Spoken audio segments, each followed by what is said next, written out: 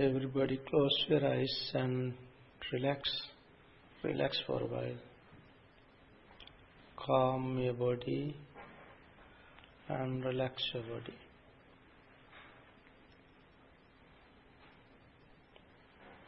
Just close your eyes, relax. Give attention to your body and relax your body. Calm your body. Understand raising and falling of the body, whole body.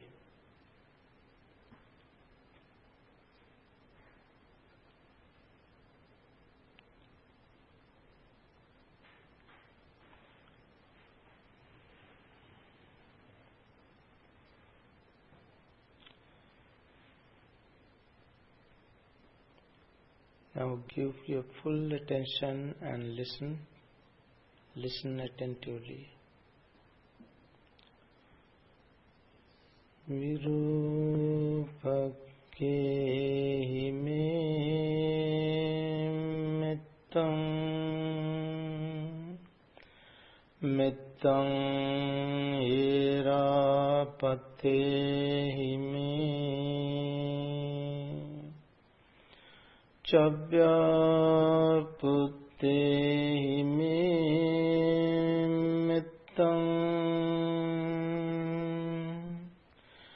mettam kanha gotamake hicha appadake me mettam mettam dipadake hime chatupade hime mettam mettam bahupade hime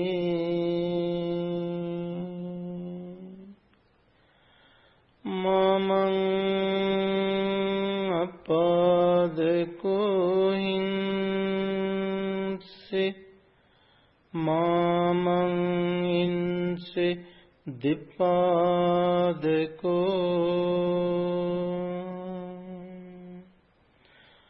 mamang chatupado hinse mamang hinse bahupado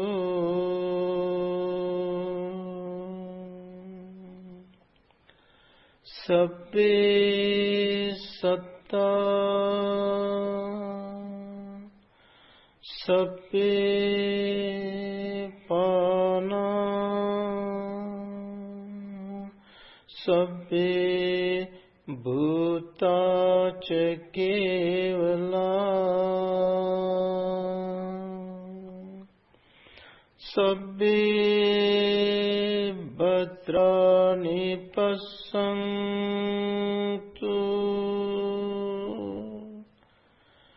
ma kanche papama gama.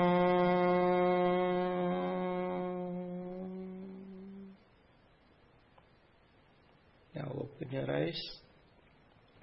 Friends, I am glad to be here with you this afternoon to share the Dhamma with you. This is what I recited was friendless, love, metta. Buddha is the embodiment of metta. His metta, his love, selfless love,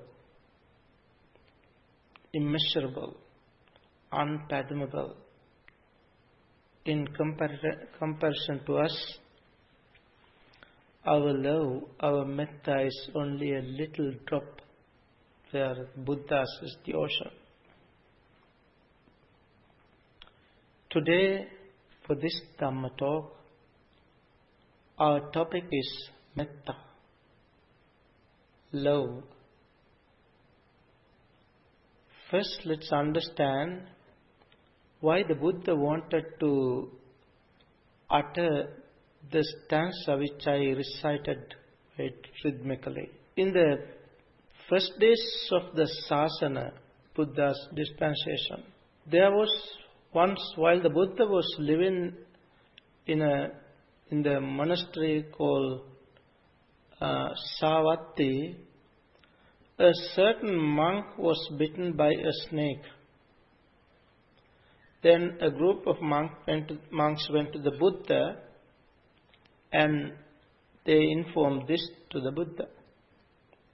Then the Buddha said, monks, if this particular monks had been practicing metta, love and friendliness, to different classes of snakes, Buddha pointed out 4 classes of snakes.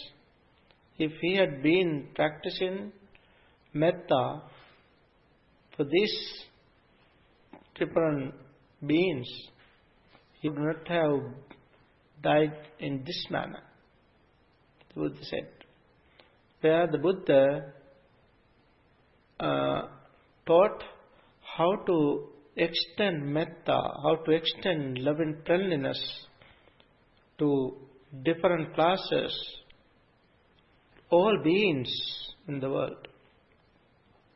Where the Buddha said, there are 4 classes of snakes: Virupakka, Erapata, Chabbyaputta, and Kanha Gotamaka. Those are the 4 classes of snakes.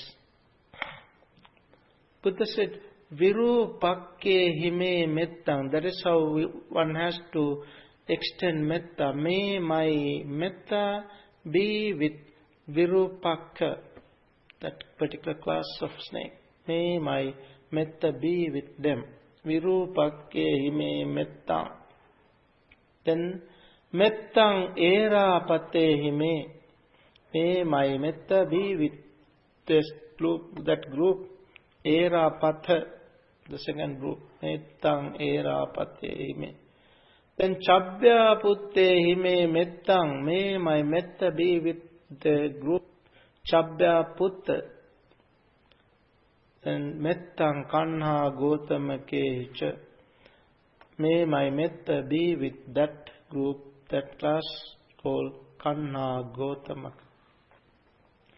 Then further the Buddha taught us how to practice apadake hime mettang. May no footless being, Chabya putte hime mettang, mettang kanha gotamake hicha. Apadake hime mettang. May no footless beings hurt me. Apadaka. Apadaka means footless beings. Apadake hime mettang. Mettang dipadake hime. May no 2 feet beings hurt me. Chatuppade mamang apadako hinsi, mamang hinsi dipadako, mamang chatuppado hinsi. May no 4 feet beings hurt me. Mamang chatuppado hinsi. Mamang hinsi bahuppado. May no many feet beings hurt me. That is how we extend metta.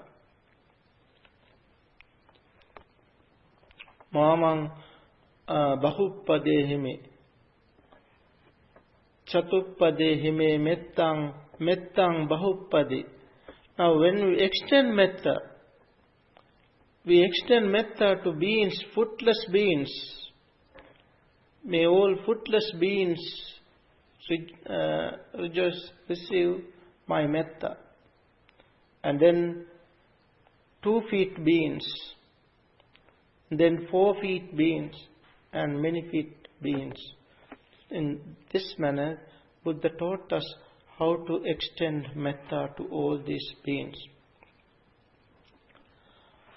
Sabbe satta, may all beings. Sabbe pana, may all living beings, all life. Sabbe pana, sabbe bhuta, may all those born. Sabbe bhuta cha kevala, entirety. May they all, sabbe bhuta cha kevala, sabbe bhadrani passantu, may they all see what is good. Sabbe bhadrani passantu. Ma kanchi papa magama, may they not come for suffering.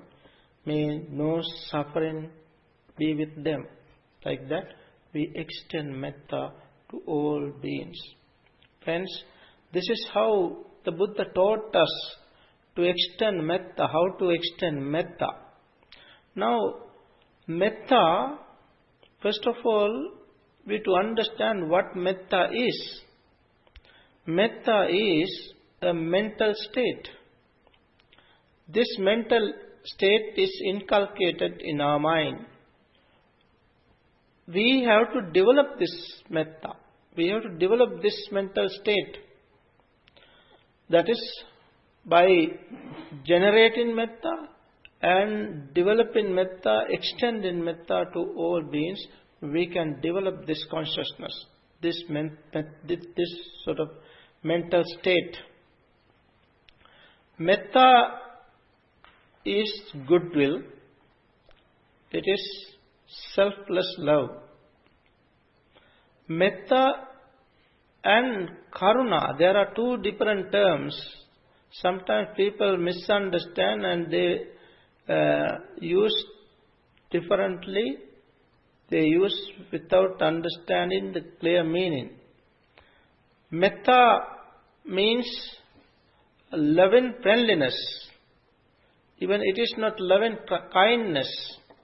Sometimes loving kindness is used. It is not loving kindness. Kindness is karuna. It is not metta. So loving friendliness is the proper term for metta. Love and friendliness, both. Love and friendliness. Karuna is compassion, kindness. And then there is another term in our in the discourses. We come across another term which is pema. Pema, metta, karuna. These go together. Pema is again it is translated as love, but that is pema is a cause for sorrow. Pemato jayati soko. The Buddha said pemato jayati soko, but not metta. If we extend metta, we don't want to sorrow. Whereas pema is with attachment, with love, attachment. There is sort of affection. That is why it is a cause for suffering, cause for sorrow. So this also to be understood. When practice metta, the Buddha has on many occasions the Buddha has taught us the importance of practicing metta. Once there was a dispute among the monks. Among the monks themselves, there was a dispute, quarreling. By that time, a certain monk went to the Buddha and informed this. Thereafter, the Buddha summoned the monks and advised them, where the Buddha pointed out 6 different things to maintain for the maintenance of unity, to live in concord. Buddha gave 6 different factors. to maintain. Of the 6, the Buddha said, the first one, the Buddha said, always in public and in private, always have bodily actions with metta. That means among the monks, among the companions. While they were living together among the monks, the Buddha said, maintain bodily actions with metta. Mettena kaya kammena. Mettena kaya kammena. Kaya kamma means bodily actions. You know, we have 3 different actions, 3 modes of actions. Bodily actions, verbal actions, and mental actions. Whenever we have bodily actions, we have to maintain, we have to do bodily actions with metta, love and friendliness. That is the meaning. Secondly, the Buddha said, your verbal actions towards your companions should be with metta. Mettena vachi kammena. Third one is mettena mano kammena. Then the bodily mental actions also should be done with metta. Mettena, then bodily actions, verbal actions, mental actions with metta. These 3. Then the Buddha said, whatever you gain, whatever you receive, even whatever you receive to your bowl, begging bowl, share with this, share with others. Use things in common. That was another instruction. That is the 4th instruction, 4th factor to be maintained among the disputed group. Then, as the Buddha taught them, then Buddha said, further, maintain your sila. Maintain your sila equally. That is the sila which is called noble sila, Arya sila. That is dear to the noble ones. Sila which is dear to noble one, Arya Kanta Sila. That is very pristine, pure Sila among the group. Then the 6th one, Buddha said, everybody should have the idea, the view that you all got the ordination for the purpose. For the purpose is eradicating defilements and completely destroying suffering.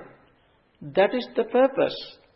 With that view, that idea is to be kept in mind. Those are the given 6 factors in the Kosambiya Sutta. Kosambi Sutta is a discourse delivered for this purpose, especially when the monks, when they had the dispute. So where the Buddha emphasized bodily actions, verbal actions and mental actions should be maintained with metta. That is the point I wanted to point you out.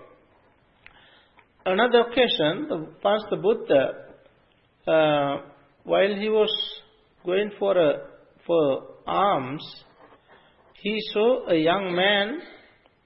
Early morning he got up and he went to the lake.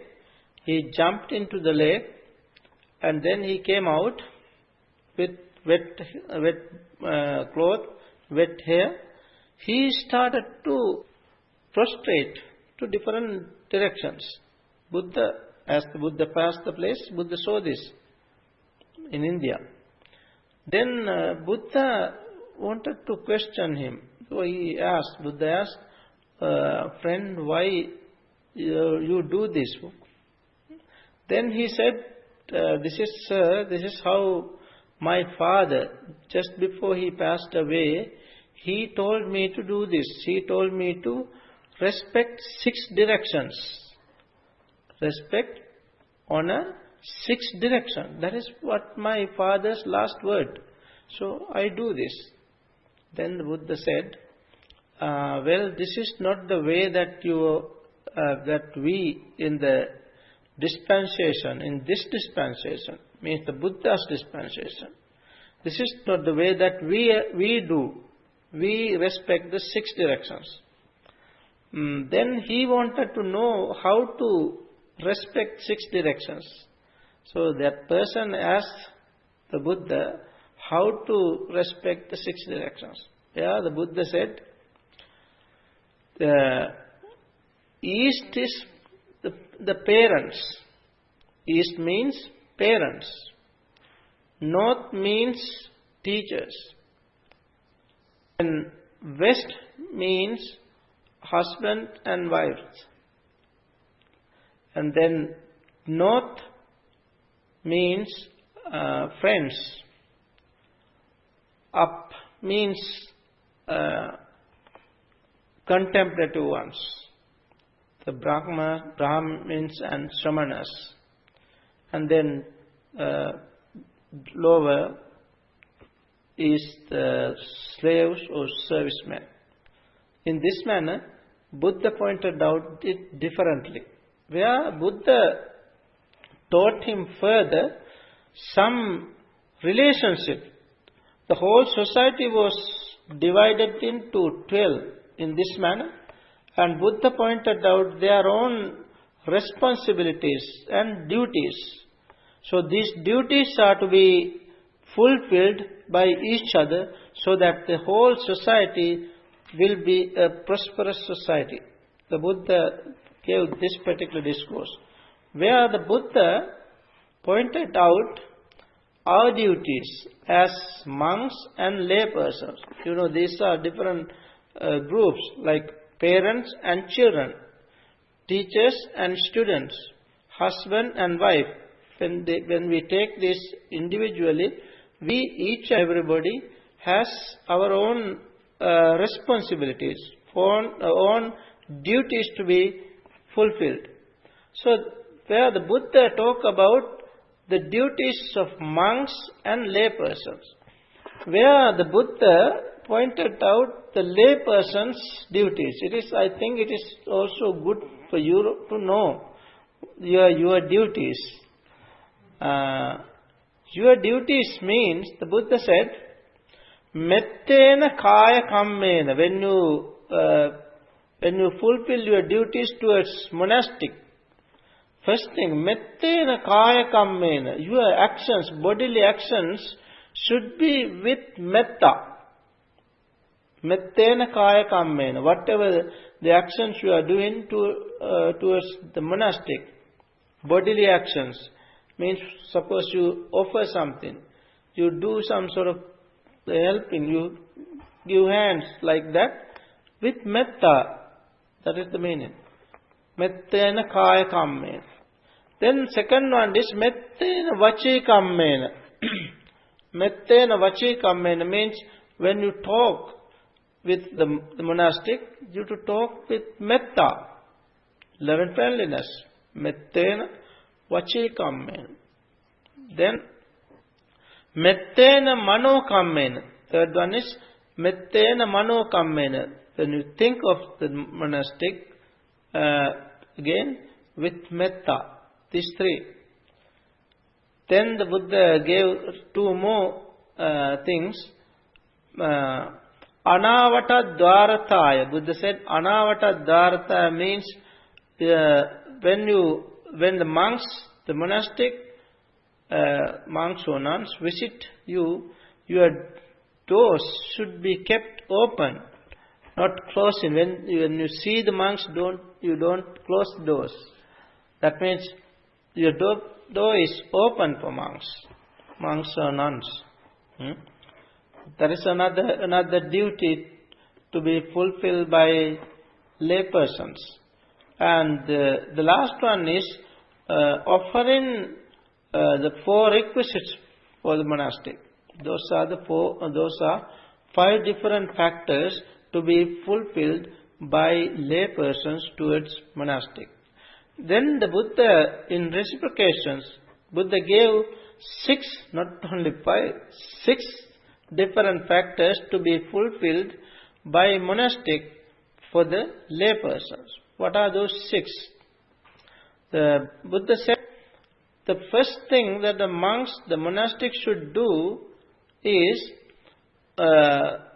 avoid laypersons doing unwholesome deeds.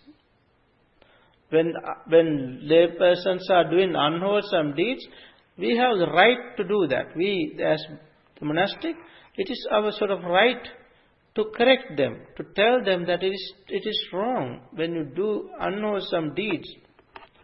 So, it's not only monks, it's the parents' duty as well.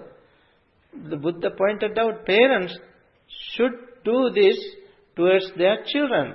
Say, for instance, now when children get ready to go for fishing, I see sometimes parents, they themselves go with children for fishing without understanding the nature, without understanding people are doing these things. People kill them. People simply, even you simply catch them, it is you are hurting them. So sometimes people think that such beings have no soul. It is a misconception taught by different persons, different sort of later teachings. We were taught that there is no soul in such beings. Therefore, people started to kill beings without any hesitation. But according to the teachings of the Buddha, we never kill, we never hurt beings. Instead, we extend metta. We have to extend metta. We love beings. We love and we let beings to live. So, the Buddha said, whenever the laypersons are doing unwholesome deeds, it is our right, it is our duty, the monastic's duty, to correct them, to avoid them doing such unwholesome deeds. That is the first thing. Secondly, not only avoiding unwholesome, but encourage laypersons to do what is good, do what is wholesome. That is the second one. That's the papa nivaranti, kalyane niveshanti. Then the Buddha said, asutang savanti. The monastic should teach the laypersons what they have not heard before. That also a duty of the monastic. Asutang savanti. Then sutang paryodapenti. Sutta means what you have learned. Perhaps there may be you have not understood it properly. Therefore, it is to be clarified. Whatever you have learned should be clarified. Sutang savanti. Asutang savanti, sutang paryodapenti. Then kankang vitarati. The fifth one is kankang vitarati. If the laypersons have doubt should be expelled by the monastic. Kankang vitarati. Then finally, saggamaggang achikkanti. That is the duty of monastic to teach them the way to heaven, that means to way to realize real peace, realize Nibbana. So these are the factors, these are the duties the Buddha imposed us to fulfill each other in reciprocations. So this I wanted to show you sort of our duties, where the emphasis is on metta. Buddha said, mettena. Mettena kaya kammena, mettena vache kammena, mettena mano kammena. With metta, we have to help each other. That is the meaning. So the Buddha's teaching on metta is clear. Buddha always, there's no point where the Buddha has given us any sort of chance to do anything harmful to other beings. Buddha always emphasized to extend metta. Once in the Kakachupama Sutta, the Buddha delivered a discourse named Kakachupama. Kakacha means saw, two-handled saw. The Buddha gave this discourse, the name of the discourse is Kakachupama, simile of the saw, where the Buddha said, monks, sometimes if you get angry, when you get angry with some other persons, you to curb your anger. So the Buddha here in this sutta pointed out, even if the bandits, when the bandits take a cue and perhaps they cut your limbs with two-handled saw, even while they cutting your limbs, if you get angry, you are not really following my Dhamma. That's how the Buddha said. So, even our limbs are cutting. By that time, the Buddha said, if you get angry, you are not following the Dhamma. That itself is to be understood. Once one venerable named Punna, he wanted to practice in a sort of secluded place. So he went to the Buddha and asked, Bhante, please give me some advice to practice alone. Then the Buddha advised him. Buddha taught him Dhamma, referring to 6 senses. We have 6 senses: eyes, ears, nose, tongue, body and mind. These 6 senses. Referring to these 6 senses, they are concomitant factors, and how they are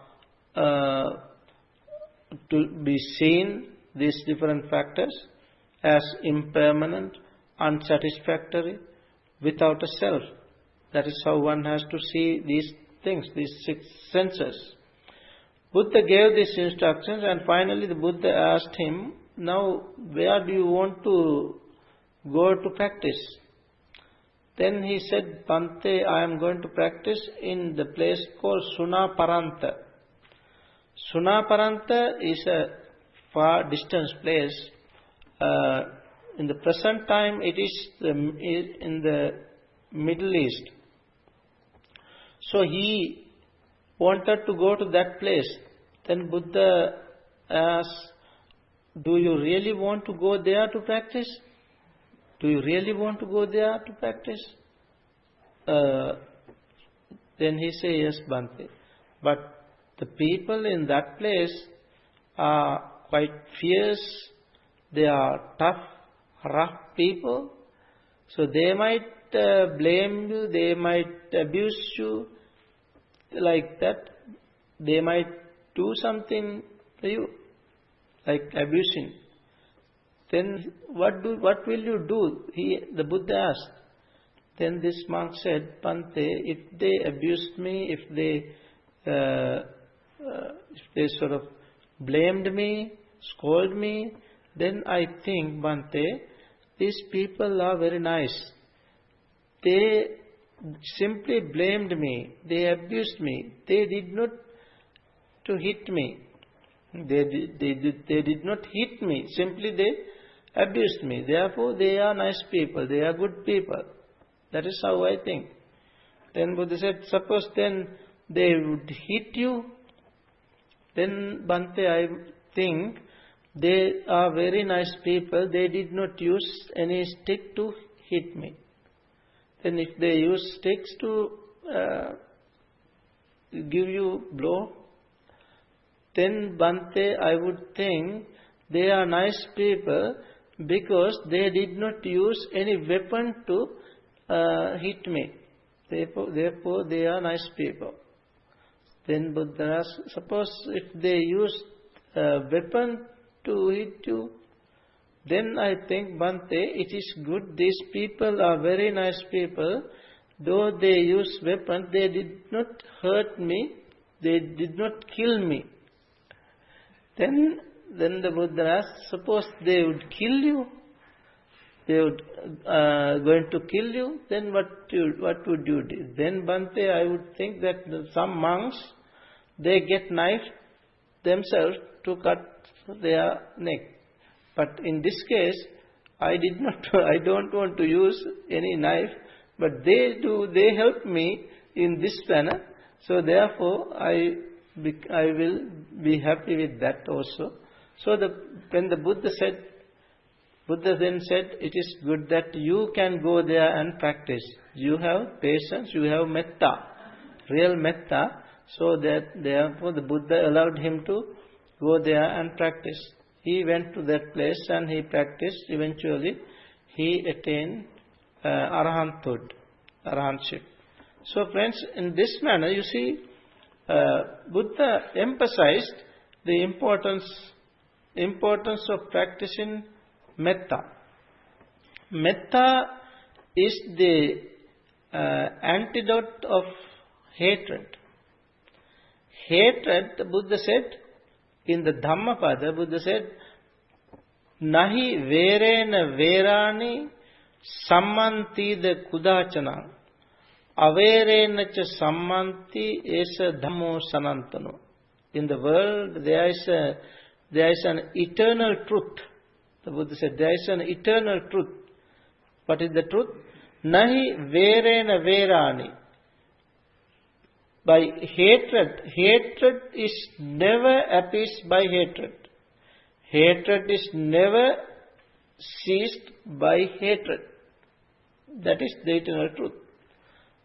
But only hatred is appeased only by metta. Metta, loving friendliness. So hatred is the fire. It's the fire. Metta is water.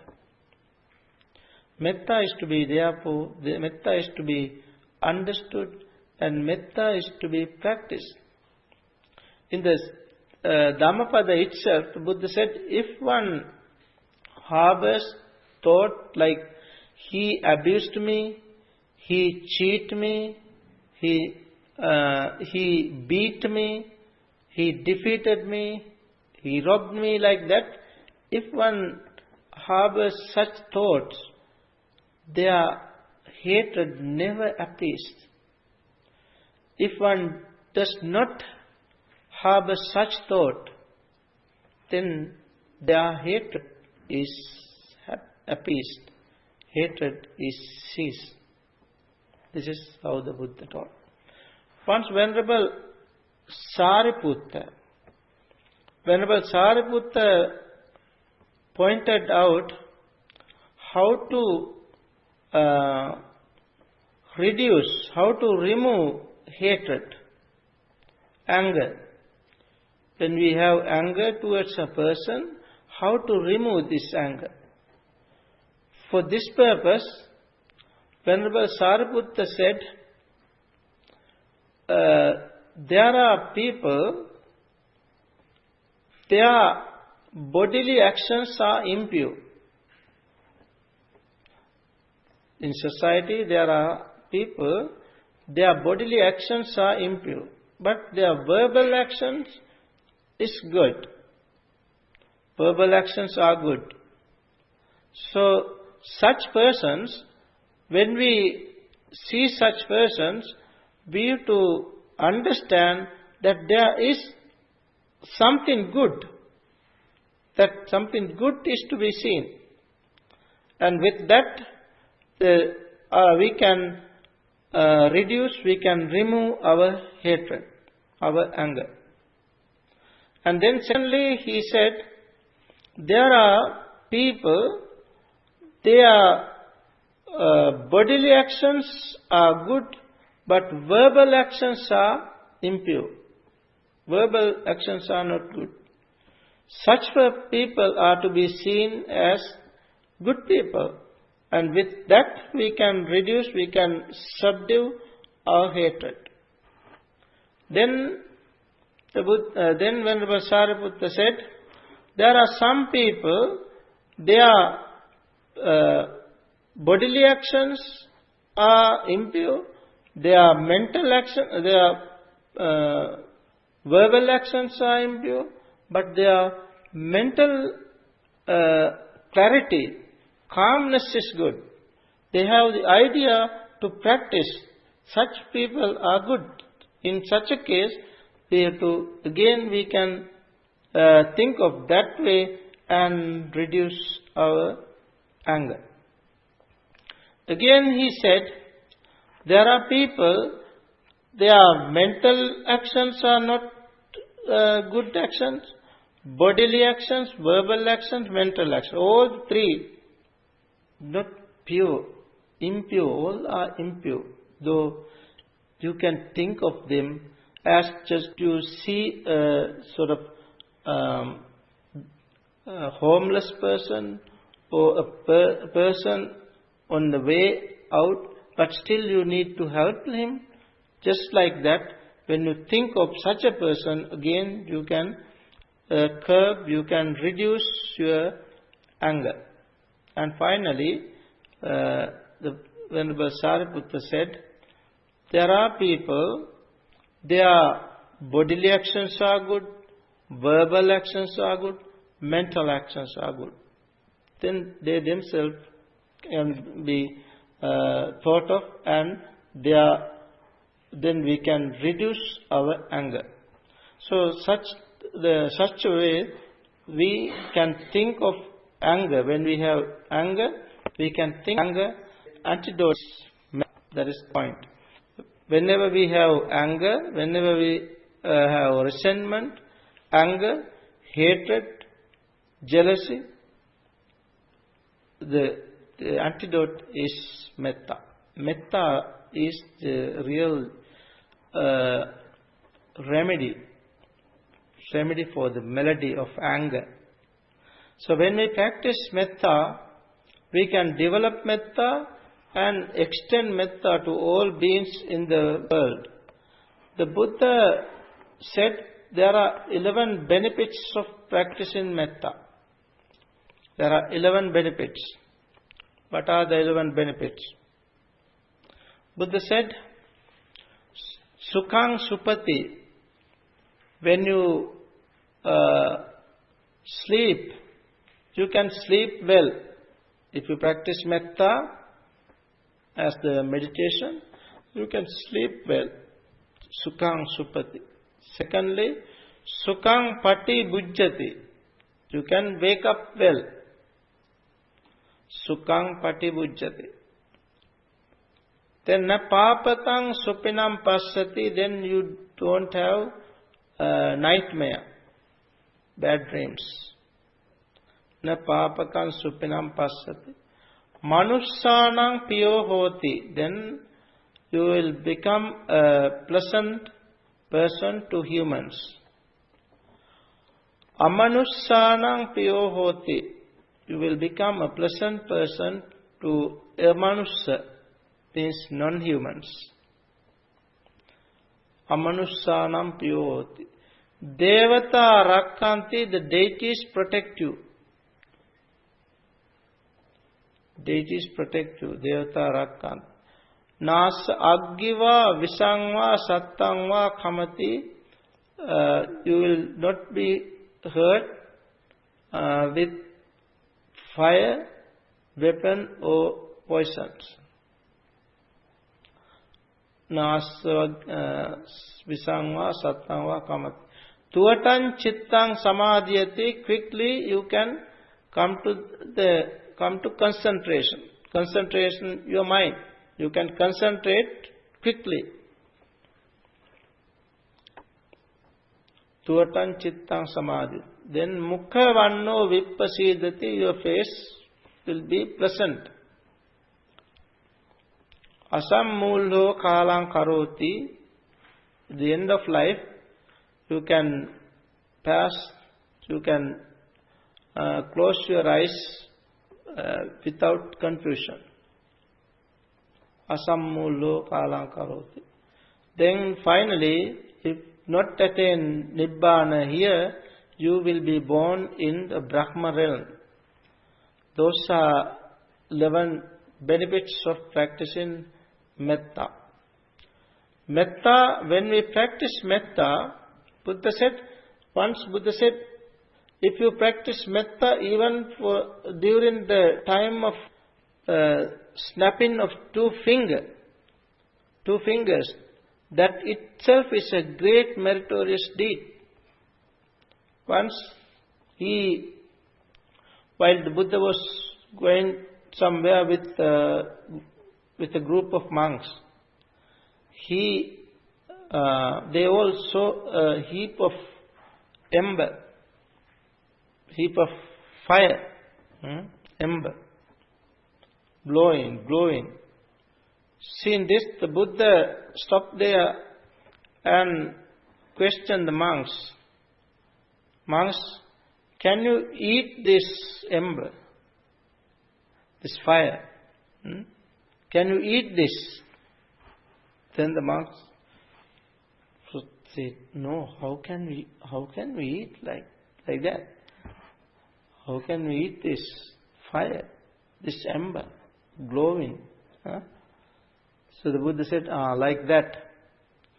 If you do not practice properly, without practicing, if you take the food, drinks and all requisites given by people, that is like eating this type of ember. Then some monks, after that, as they went to the monastery, after a while some monks distraught. Some monks died, committed suicide. So then the Buddha again summoned them and said, monks, Achara Sangata Mattam Piche Bhikkhave Bhikkhu Arit Metta Chittang Bhaveya.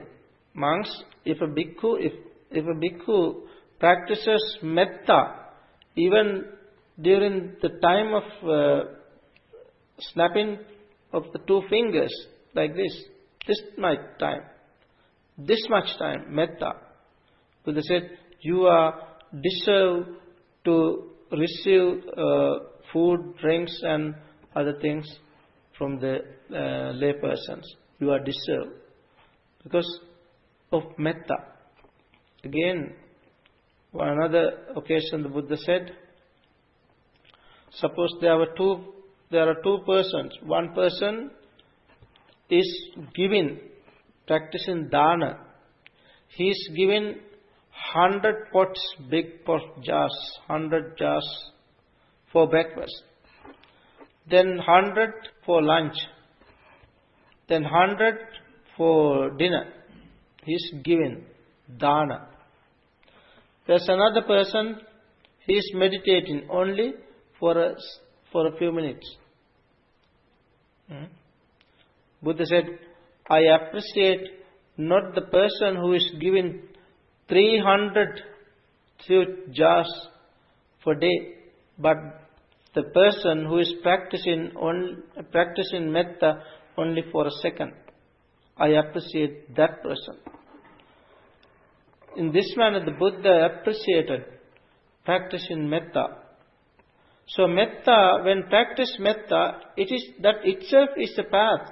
That itself is the path for the attainment of enlightenment.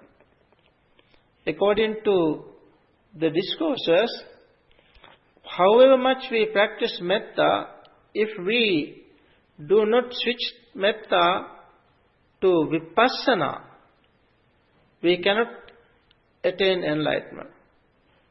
Simply practicing metta, we can develop our concentration, we can develop samatha, but at a time we have to switch to insight. So it is to be practice with mindfulness. Metta and mindfulness should go together. Metta and sati.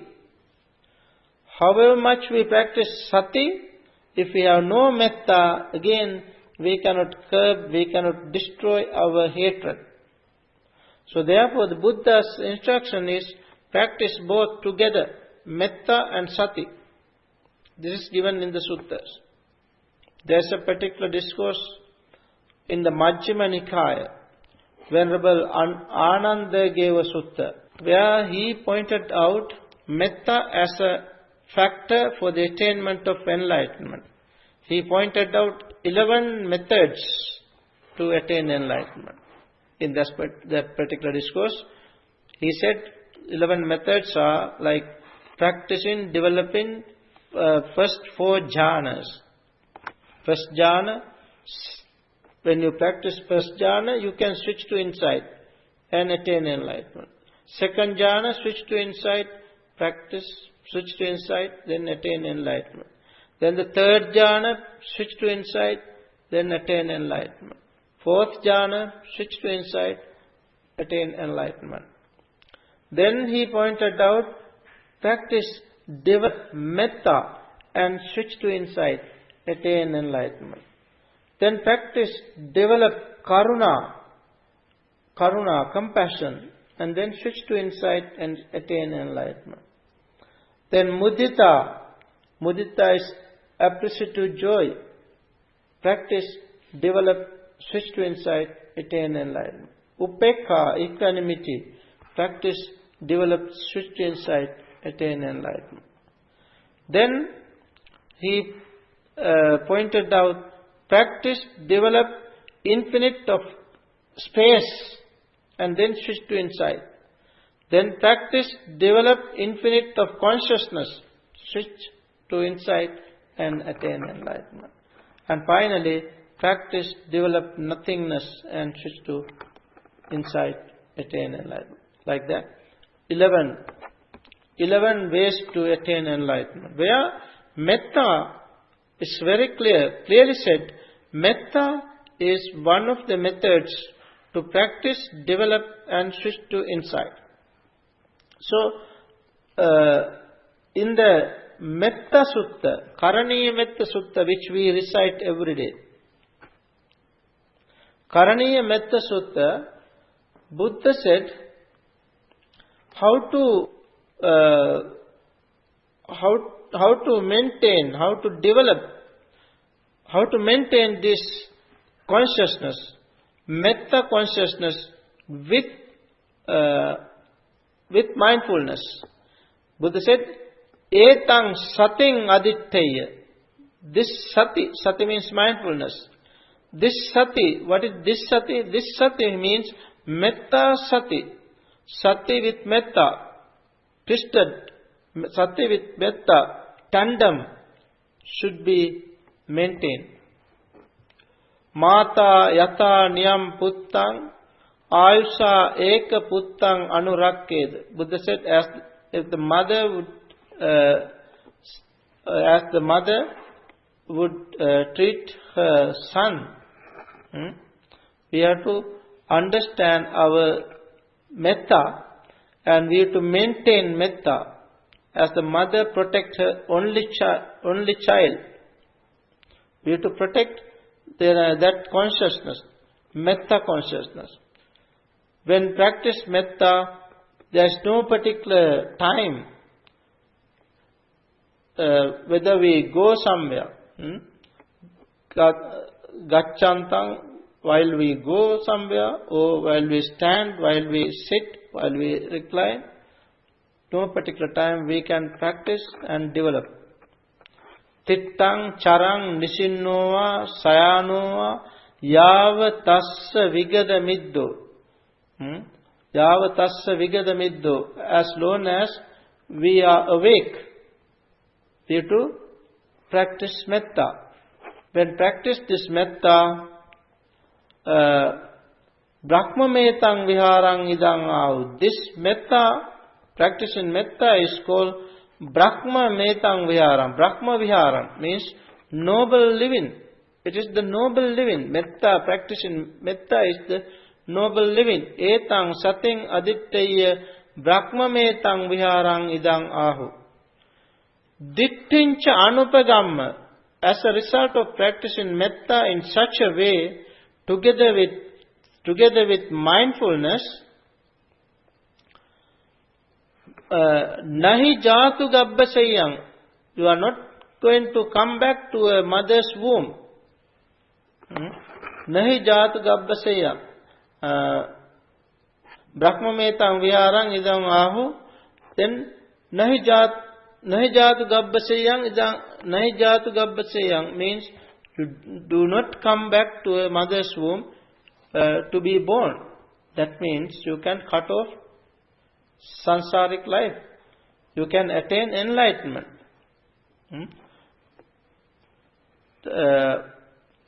That is, when we attain enlightenment, we cut off our sansaric journey, where we ourselves can say that our birth is destroyed.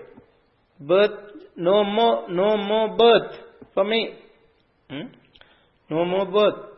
If there is no birth, no death. That is the way. So that is how the Buddha has taught us this Dhamma, to practice metta. Whoever practices metta can live happily, peacefully in this society. When practice metta, the Buddha taught us two methods. One is called immeasurable metta. Immeasurable metta means we generate metta and extend metta to different directions. 6 directions. Front direction, back directions, right, left, above, below. These are the 6 different directions. We have to generate metta and extend metta to all beings without any discrimination. All beings in these 6 directions. That is one method. And the next method, the second one is called exalted method. That is where we generate metta and then we have to we have to extend metta to all beings in this room, in this hall, in this property, in this village, then state, the country, the world, and eventually the whole universe, extending metta. That is called exalted method. These are the 2 methods taught by the Buddha. So friends, let's all understand this metta, how to practice metta. When we practice metta, we can be happy, we can develop our concentration, and whenever we develop our concentration, try to see your object, try to understand it clearly and understand the nature of impermanence. When you understand the nature of impermanence, you can switch this to insight. That is the purpose of practicing metta. That is the purpose of this Dhamma. Let's all understand this wonderful teaching of the Buddha and practice this Dhamma in our daily life so that we can live happily, peacefully, and finally one day attain supreme bliss of Nibbana. May we all attain supreme bliss of Nibbana. Sadhu, sadhu, sadhu.